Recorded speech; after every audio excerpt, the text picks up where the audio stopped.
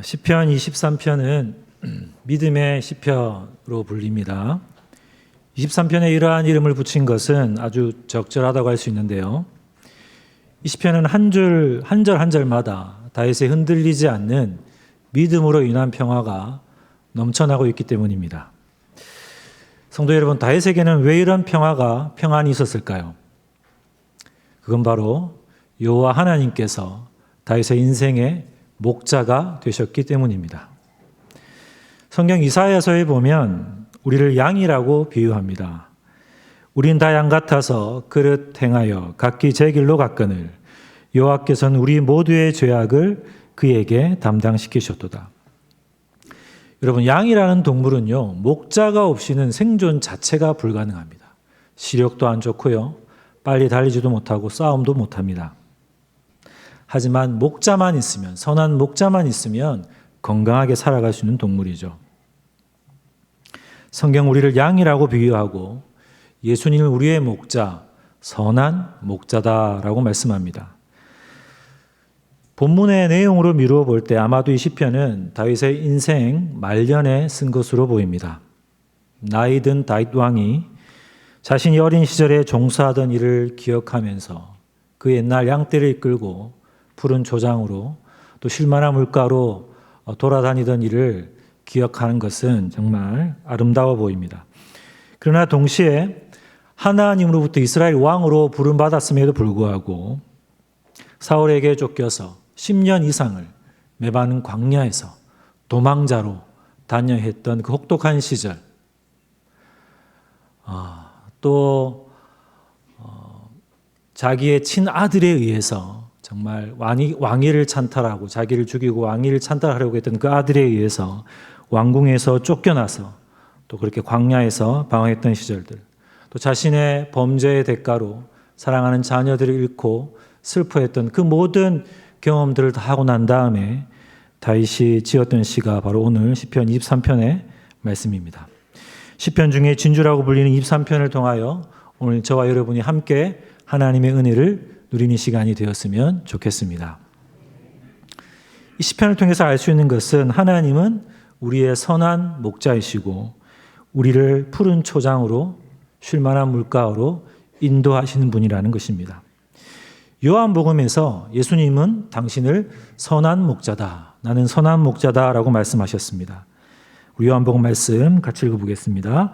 나는 선한 목자라. 선한 목자는 양들 위하여 목숨을 버리거니와 삭구는 목자도 아니요 양도 제 양이 아니라 이리가 오는 것을 보면 양을 버리고 달아나나니 이리가 양을 물어가고 또 해치느니라. 여러분, 삭구는요, 이리가 달려들면 양을 버리고 도망갑니다. 왜냐하면 고용된 사람이기 때문이죠. 하지만 목자는 그렇지 않죠. 목자는 자기의 생명을 걸고 양을 지킵니다. 주님 우리의 선한 목자가 되십니다. 제가 얼마 전에 몇 해 전에 세미나를 통해서 시편 말씀을 다시 한번 전체적으로 공부한 적이 있는데요. 시편을 전공한 이성애 교수님, 이성애 박사님은 이런 표현을 썼습니다.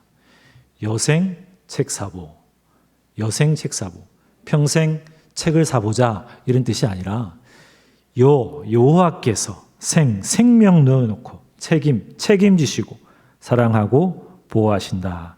한번 따라해 보겠습니다. 여호와께서 생명 내어놓고 책임지시고 사랑하시고 보호하신다.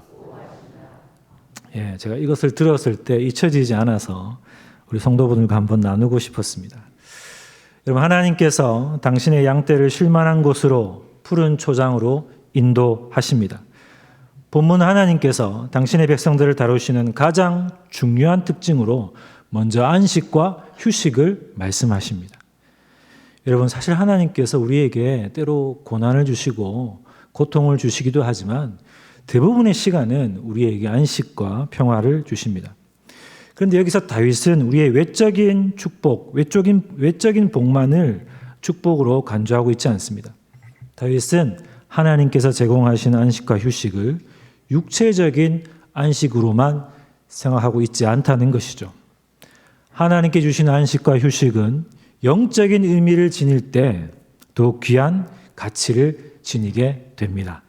다윗이 말하는 안식은 우리의 영혼이, 저 여러분의 영혼이 하나님과 교제함으로써 얻을 수 있는 안식을 말씀하고 있는 것이죠. 오직 하나님 안에서만, 오직 주님 안에서만 우리의 굶주린 영혼은 참된 안식을 누릴 수 있습니다. 하나님께서는 당신의 백성에게 제공하시는, 하나님께서 우리에게 제공하시는 휴식은 결과적으로 우리의 영혼을 소생, 회복시키십니다. 영혼의 소생, 회복이란 말에는 외적인 축복으로 인해서 인간의, 우리의 육적인 생명이 강건케 되고 또 소생되는 것과 함께 우리가 하나님 안에 거하고 또 그 안에서 생명의 양식을 먹음으로 우리의 영적인 삶이 활기를 띠고 소생되는 것이 함께 포함되어 있습니다. 우리가 하나님을 믿고 예수 그리스도를 믿고 그분과 교제함으로 이러한 복이 올 한 해 우리 삶에 충만하기를 바랍니다. 여러분, 목자 대신 하나님의 음성, 주님의 음성을 잘 따라갈 수 있기를 바랍니다. 제가 조금 살펴보니까요, 양이 정말 못하는 게 많습니다. 그런데 잘하는 것이 하나 있습니다. 뭘 잘할까요? 아시는 분은 잘 아실 텐데요. 양이 기가 막히게 목자의 목소리, 목자의 음성은 잘 분별합니다. 이름이 순정이란 양이 있다고 합시다. 이제 아무리 성대 묘사를 해가지고 순정아 불러도 이게 목자의 음성인지 타인의 음성인지 분명히 알아차린다고 합니다.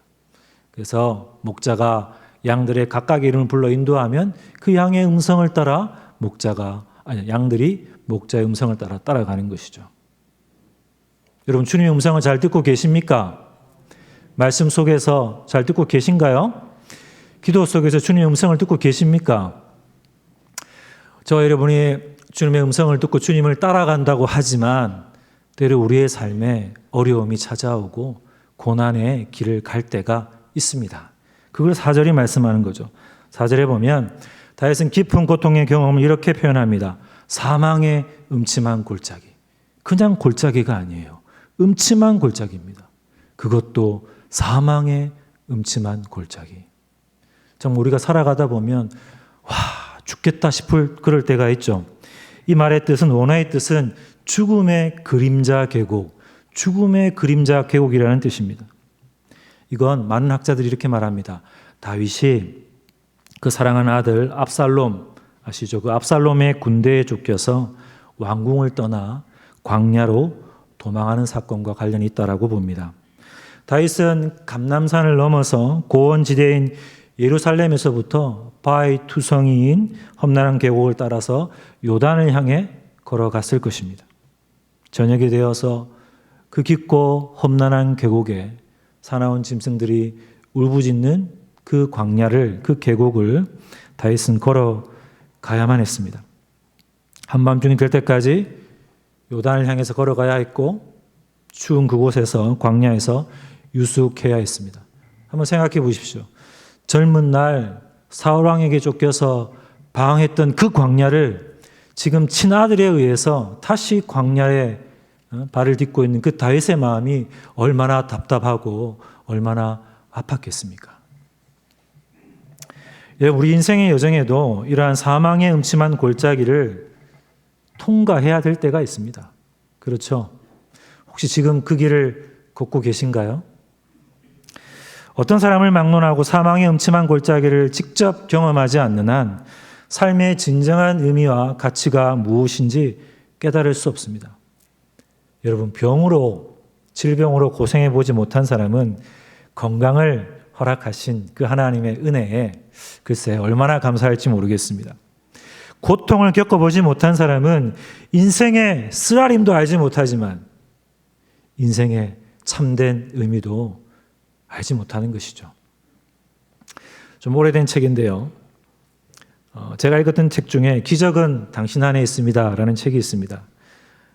우리들 가운데 읽어본 분도 계실 건데요. 이 책은 미국으로 이민 간 한 가족의 이야기를 담고 있습니다. 지금도 이민 간다는 거 쉽지 않죠. 하지만 1970년대 1970년대의 이민자들의 삶이 얼마나 고달팠습니까?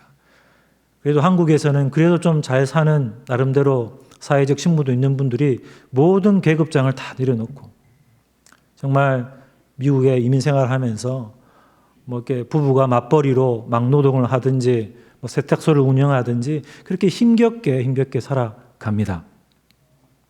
이러한 현실에서 부모님을 따라 미국으로 이민 간 이승복이라는 소년이 있었습니다.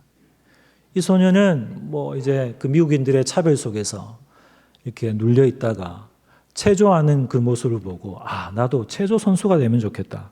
그것도 올림픽 국가대표가 되어서 이민 생활에 지친 사람들에게 꿈과 희망을 주고 싶었고 사랑하는 내 조국 대한민국에 내가 영광을 돌리고 싶다. 한국 대표가 되고 싶다.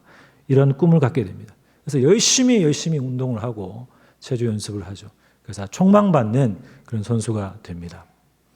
그런데 아침 일찍 그 이제 체육관에 와서 이제 혼자 연습을 하다가 그만 다치고 맙니다. 이렇게 체조 경기 보면 공중에서 이렇게 막 몇 바퀴 돌다가 착지를 하잖아요. 그걸 연습하다가 착지를 잘해야 되는데 그만 실수로 이렇게 이 턱이 땅에 그대로 꽂히면서 이 경추를 크게 다치게 되고 사지마비 장애인이 되는 것이죠. 이때 이 청년의 나이가 18살입니다. 여러분, 얼마나 낙심이 되겠습니까? 만약 여러분이 이런 상황에 닥쳤다면 어떻게 하시겠습니까? 저 같으면 하나님 살아계신 것 맞습니까? 제가 이런 선한 마음을 품고 열심히 정말 피나는 노력을 하고 있었는데 이럴 수가 있습니까? 라고 했겠죠. 하지만 우리 하나님 믿는 그리스도인들은 이렇게 하나님을 원망해서도 또 자신의 신사를 한탄해서도 안 됩니다. 모든 건 하나님의 뜻이 있는 거죠. 우연이 없습니다. 엄청난 실패와 충격을 경험한 이 청년에게 다가온 건 바로 뭘까요? 하나님의 말씀이었습니다. 사람의 걸음은 여호와로 말미암나니 사람이 어찌 자기의 길을 알 수 있으랴. 사람이 마음으로 자기의 길을 계획할지라도 그의 걸음을 인도하시는 자는 여호와시니라. 이 청년은 어려운 고통의 순간에도 하나님이 자신을 사랑하시고 자신을 향한 놀라운 계획이 있음을 깨닫게 됩니다. 그리고 자신에게 주어진 상황을 받아들이고 재활 훈련에 최선을 다합니다. 정말 열심히 재활 훈련을 합니다. 그리고 병원에 있는 동안에 그는 새로운 꿈을 꾸게 되는데 그게 뭔지 아십니까? 의사가 되어야 되겠다. 의사가 되어야 되겠다는 꿈을 꾸게 됩니다. 하지만 그런 부지런한 재활 훈련 후에도 약간의 어떤 부분적인 회복이 있을 뿐 그는 여전히 휠체어에 의지해서 살아가야 되는 그런 사지마비 장애인입니다. 여러분 생각해 보십시오. 정상인도 하기 힘든 의대 공부를 사지마비 장애인이 휠체어를 타고 어떻게 공부를 하고 또 뭐 어떻게 공부를 한다 치더라도 어떻게 의사로서의 일을 감당할 수가 있겠습니까? 그러나 여러분 전능하신 하나님, 살아계신 하나님이 도와주시고 능력 주시고 힘 주시면 불가능이 없는 줄 믿습니다. 아멘이십니까? 많은 사람들이 반대했어요. 물론 소수가 이분을 믿어주고 격려해 주는 분도 있지만 어쨌든 많은 사람의 반대에도 불구하고 그는 결국 미국의 명문 다트머스 의대를 졸업하고 하버드 의대 인턴 과정 수석 졸업을 하고 마침내 세계 최고라고 할 수 있는 존스 홉킨스 병원의 재활의학과 수석 전공의가 됩니다. 물론 이분에 대한 지금의 어떤 평가가 좋은 것만은 아니지만 저는 이 당시의 이야기를 하는 것이죠. 그리고 자신과 같은 고통 겪고 있는 환자들에게 꿈과 희망을 주며 살아가고 있습니다. 기독교 방송이나 심지어는 2005년도에는 KBS에서 방송하는 인간극장 아시죠? 거기에서 이 분의 이야기가 소개되게 되고 많은 분들에게 꿈과 희망을 주며 살아가고 있습니다. 여러분 이 형제의 가슴 속에 누가 계실까요? 그렇죠. 하나님이 계십니다. 제가 이 형제의 간증을 들어보니까 이렇게 턱이 땅에 꽂히면서 바닥에 엎어졌을 때 하나님께서 이렇게 역사하신 거죠. 그 앞에 대문자로, 영어 대문자로 G-O-D, God. 그걸 봤다고 그래요. 여러분, 사망의 음침한 골짜기를 통과하지만 거기에는 우리 주님이 함께 하심을 믿으시길 바랍니다. 사망 음침한 골짜기 우리가 통과하지만 두려워하지 않을 수 있는 이유가 뭡니까? 많은 사람이 다 나를 버릴지라도, 다 나를 나무랄지라도 누군 끝까지 나와 함께 하십니까? 우리 예수님, 그분은 날 버리지 않고 끝까지 나와 함께 하심을 믿으시길 바랍니다. 여러분, 이런 무시무시한 사망의 음침한 골짜기를 걷고 있는 동안에 다윗에게 피난처가 되었던 것은 무엇일까요? 방금 말씀드렸듯이 그건 항상 우리 곁에 계시는 하나님에 대한 믿음이었어요. 다윗의 마음은 사망의 음침한 골짜기를 걸어가고 있었습니다. 다윗은 배신당했고요, 모욕당했습니다. 자신의 아들에 의해서 왕궁에서 급히 쫓겨나게 되었습니다. 목숨의 위협을 느끼고 있습니다. 이런 수많은 고난을 겪은 다윗은 사람을 의지하지 않고 오직 하나님만 의지하는 그런 신앙인으로 단련된 것입니다.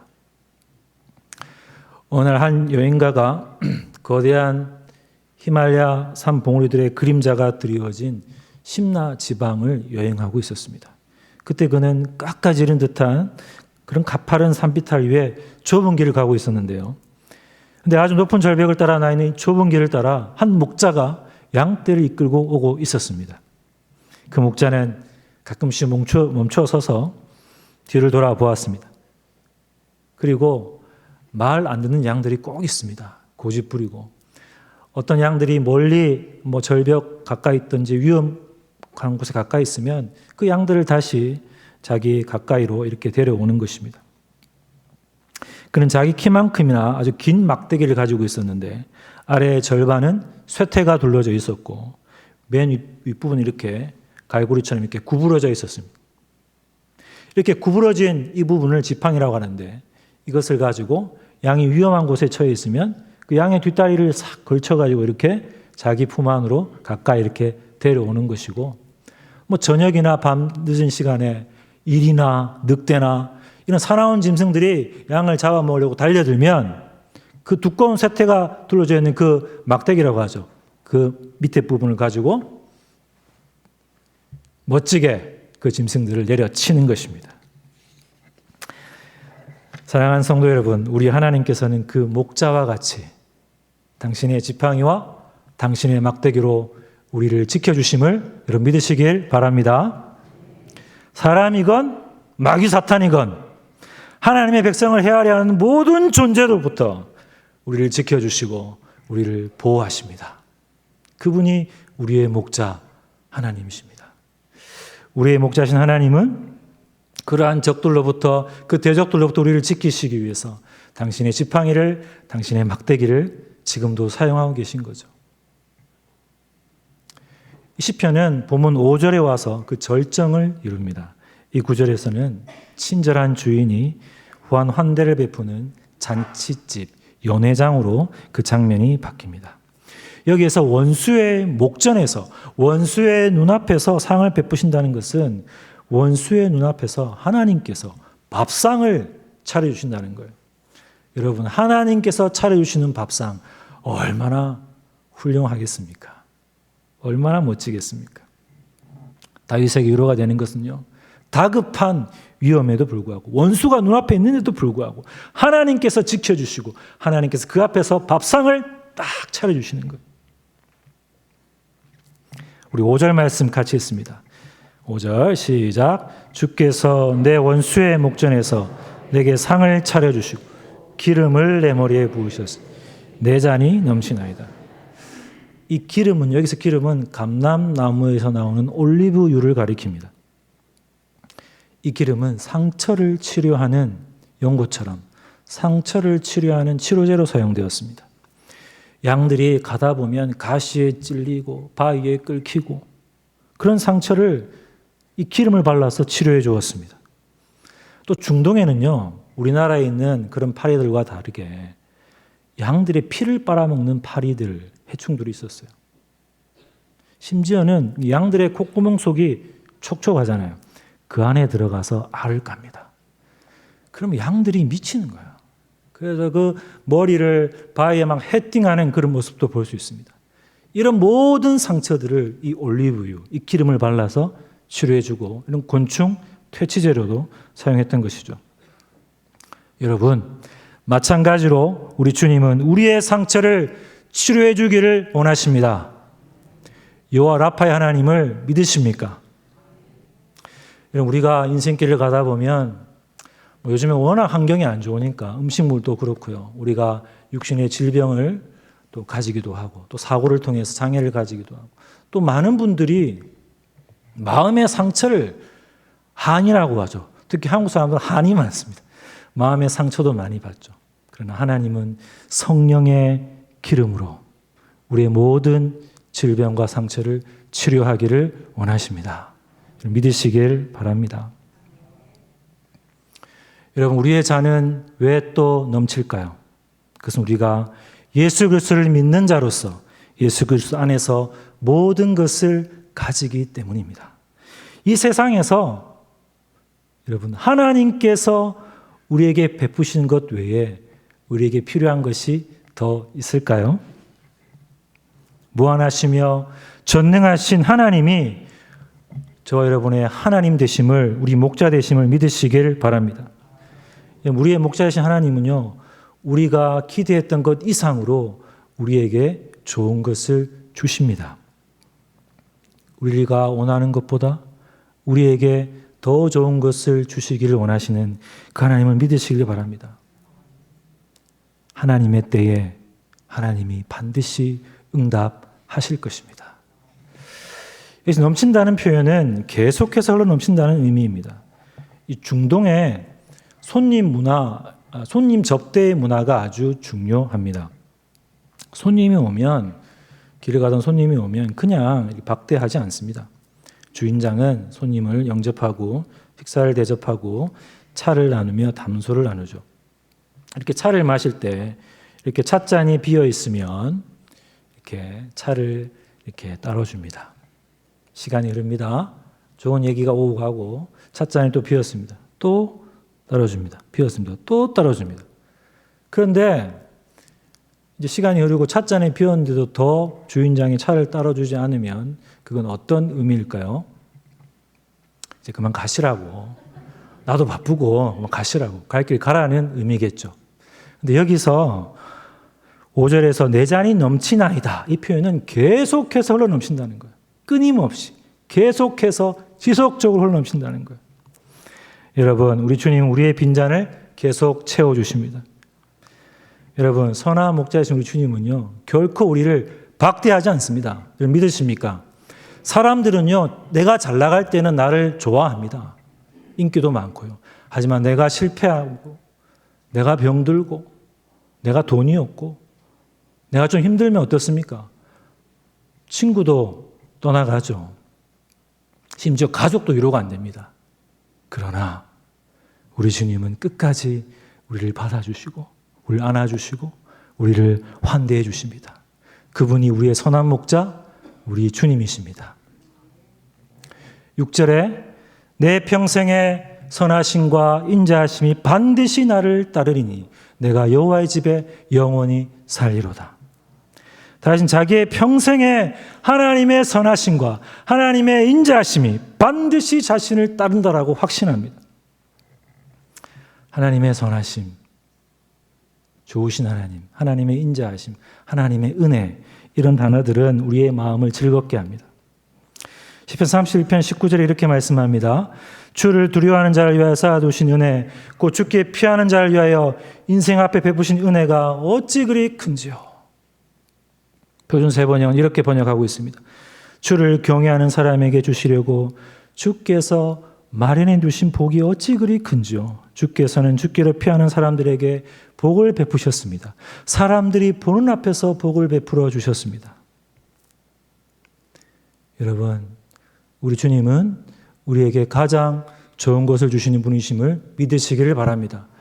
우리의 작은 신음에도 응답하시는 분이십니다. 여러분의 눈물의 의미를 진짜로 해독할 수 있는 분이십니다. 내가 죄를 지어서, 우리 연약하잖아요. 저도 죄인이, 우리 모두가 죄인인데 우리가 죄를 지어서 아파할 때도 내가 진심으로 회개한다면 주님은 우리를 다시 맞아주시고 안아주십니다. 하나님, 우리의 고통에 침묵하지 않으십니다. 성도의 부르짖음에 귀를 기울여 주십니다. 그 하나님을 신뢰할 수 있기를 바랍니다. 시편 45편 5절 우리 같이 읽겠습니다. 시작. 내 영혼아, 내가 어찌하여 낙심하며 어찌하여 내 속에서 불안해하는가. 너는 하나님께 소망을 두라. 그가 나타나 도우심으로 말미암아 내가 여전히 찬송하리로다. 할렐루야. 여러분, 우리 하나님께서는 당신의 자비 가운데서 항상 우리를 지켜주심을 믿으시길 바랍니다.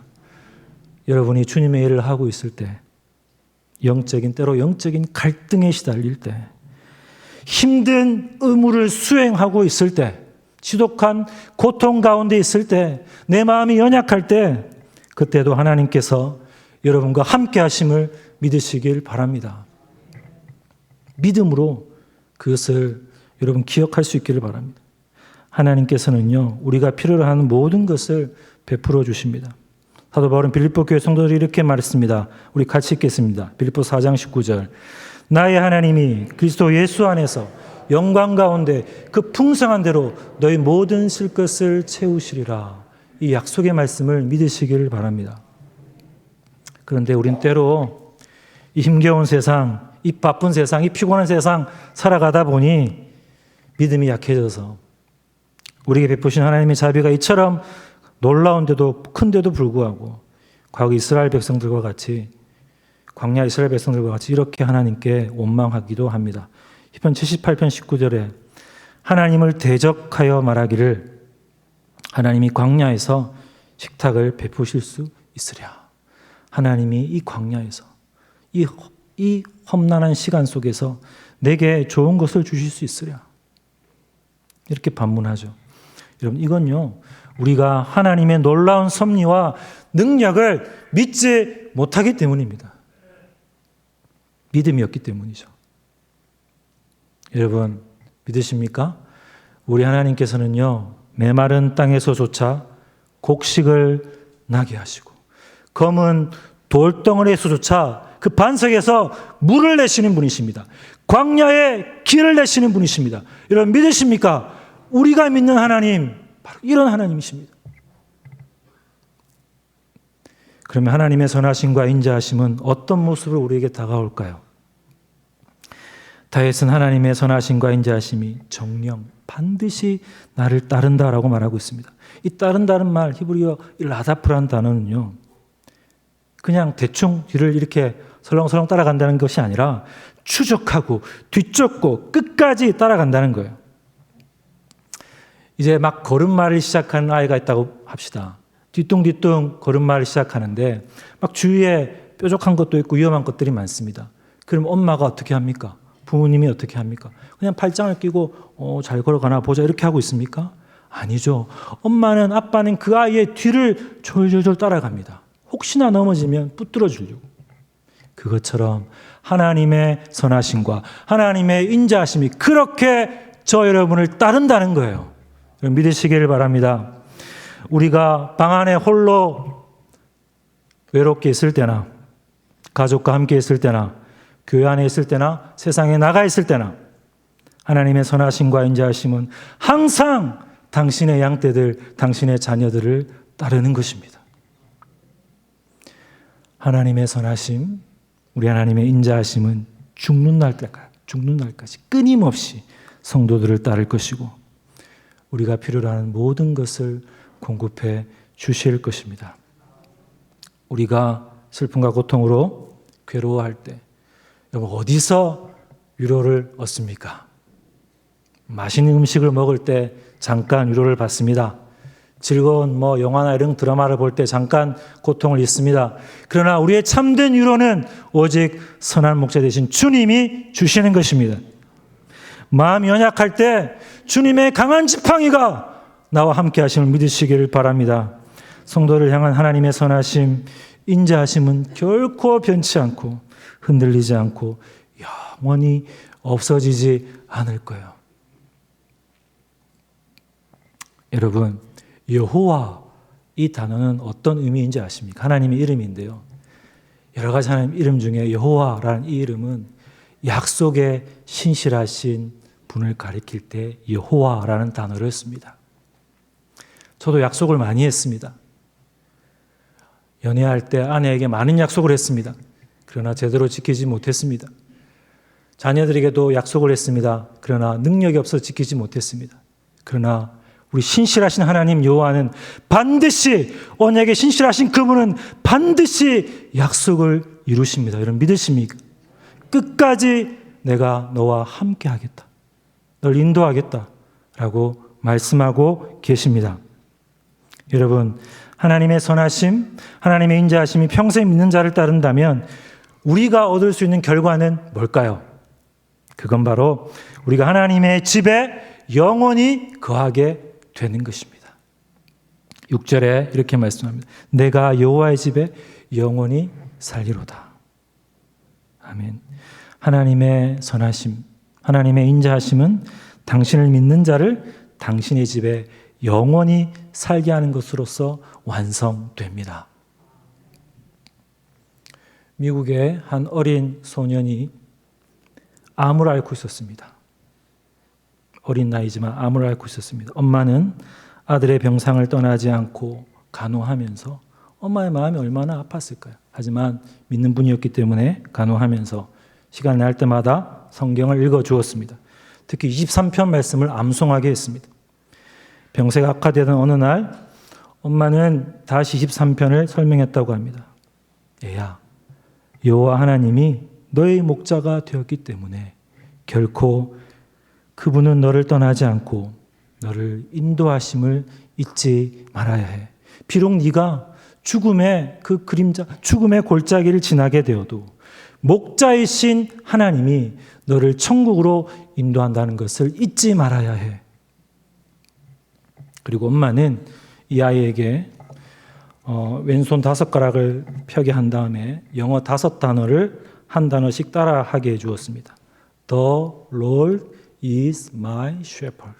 The Lord is my shepherd. 주님은 나의 목자란 뜻이죠.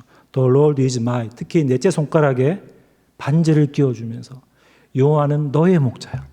여러분, 하나님은 내 목자십니다. 믿으십니까? 여호와는 너의 목자야. 그러면서 여호와가 너의 목자가 되셨으면 아무것도 두려워할 것이 없는 거란다. 여러분, 시간이 지나서 또 시간이 지난 후에 아들이 아무 기척이 없어서 살펴보니까 어린 소년이 조용히 잠자듯 숨을 거두었는데 오른손으로 왼손의 넷째 손가락 반지를 잡고 조용히 미소를 지으면서 이 소년은 하나님의 집인 천국으로 돌아갔습니다. 천국으로 간 것이죠. 여러분, 이런 천국에 대한 소망이 있습니까? 하나님 나라에 대한 소망이 있습니까? 그 천국에서 사랑하는 자녀를, 사랑하는 부모님을 다시 만날 소망이 있습니까? 하나님이 우리를 천국까지 인도하신 하나님이 여러분의 목자가, 내 목자가 되셨습니까? 십자가에 죽으시고 부활하신 예수 그리스도를 여러분의 인생의 목자로 받아들이셨습니까? 여러분, 세상 사람들과 우리가 다른 점이 있습니다. 세상 사람들은 선택의 순간에 많이 힘들어합니다. 불안해합니다. 세상이 요동칠 때 함께 불안해합니다. 하지만 우리는 다릅니다. 왜 그럴까요? 우리에게는 목자가 있기 때문이죠. 우리 목자의 음성을 잘 듣고 따라가기만 하면 됩니다. 모든 걸 목자가 책임져 줍니다. 싸움이 있을 때 어디로 피해야 될까요? 목자 뒤에 숨으시면 됩니다. 사랑하는 여러분, 세상 다른 곳에서 평화를 찾지 마십시오. 성도는 오직 예수님 안에 있을 때 참 평화를 누릴 수 있고 참된 안식을 누릴 수 있습니다.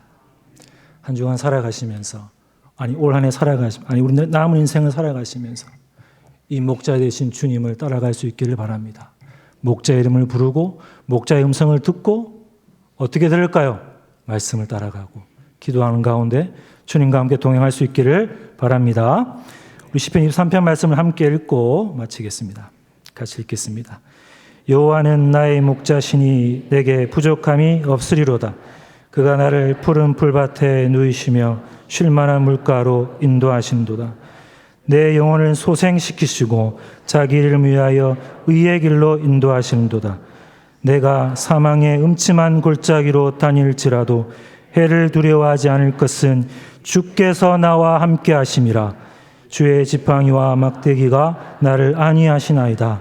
주께서 내 원수의 목전에서 내게 상을 차려주시고 기름을 내 머리에 부으셨으니 내 잔이 넘치나이다.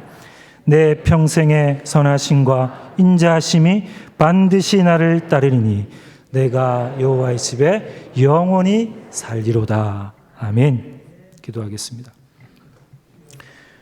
우리의 선한 목자 되신 하나님, 우리의 선한 목자 되신 주님 감사합니다. 광야 같은 세상에 때로 힘들어 눈물 지을 때도 있고 탄식할 때도 있지만 여전히 주님은 살아계셔서 나와 함께 하심을 믿습니다.